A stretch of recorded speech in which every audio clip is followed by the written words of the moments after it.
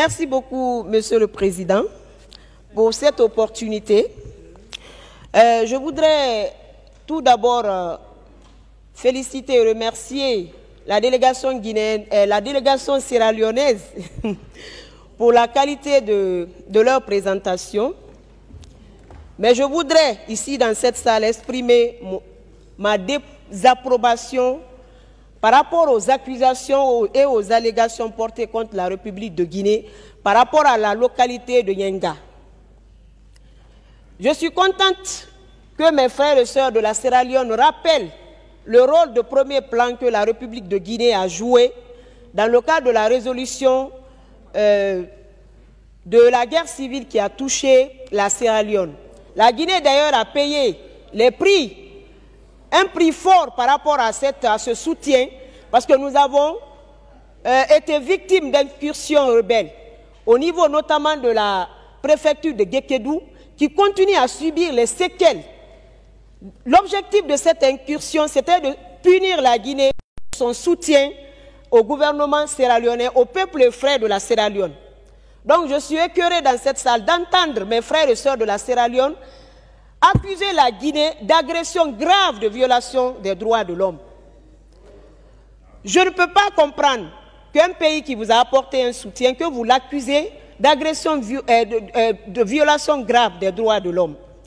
Il y a eu beaucoup de rencontres et de discussions par rapport à cette localité. Ce problème ne date pas d'aujourd'hui, c'est un problème qui date de longtemps, comme ils l'ont rappelé pendant la guerre civile. La présence des militaires guinéens au niveau de cette localité, c'est pour renforcer la sécurité, pour protéger le peuple guinéen, pour pallier à des éventuelles incursions sur notre territoire. C'est pourquoi nous renforçons la présence des militaires, puisque la préoccupation première des autorités guinéennes, c'est de protéger la population guinéenne.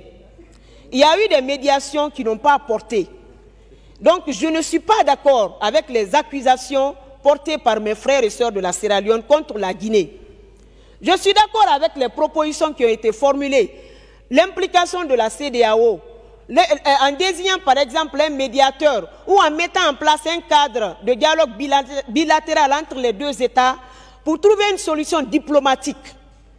Mon frère a brandi des preuves d'aller sur Google, de voir tel ou tel protocole. Je pense que si la Sierra Leone avait des preuves que cette localité l'appartenait, mais c'est simple, il peut saisir des juridictions, il peut saisir la CEDEAO. Mais si jusqu'à présent, ils n'ont pas entrepris ce genre de démarche, ça veut dire que la localité n'appartient pas. Parce que quand vous regardez la même carte, vous vous rendrez compte que cette localité est sur le territoire de la République de Guinée.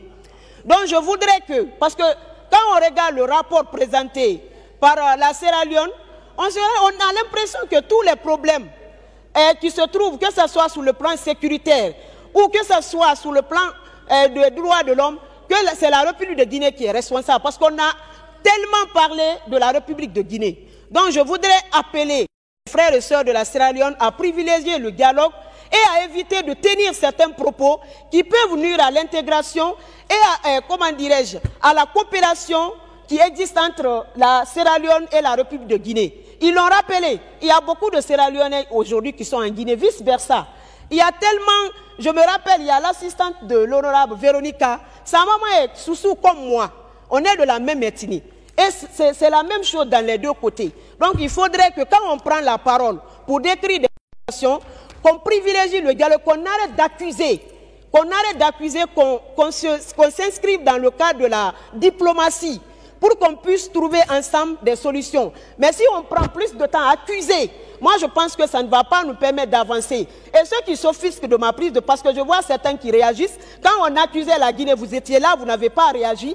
Et donc permettez-moi de répondre, parce que c'est mon devoir. Ma prise de parole ne vise pas à créer la polémique, mais je veux rétablir la vérité, parce que je ne peux pas m'asseoir qu'on accuse mon pays sans réagir. Donc c'est pour ça. Donc j'interpelle une fois de plus mes frères et sœurs à retirer ces accusations contre mon pays et à privilégier le dialogue pour que nous puissions ensemble dans cette salle œuvrer pour que la CEDEAO s'implique pour trouver une solution à ce problème, pour ne pas nuire à la collaboration entre nos deux États. Donc c'est cette déclaration que je voulais faire au nom de la délégation guinéenne. Merci, Monsieur le Président.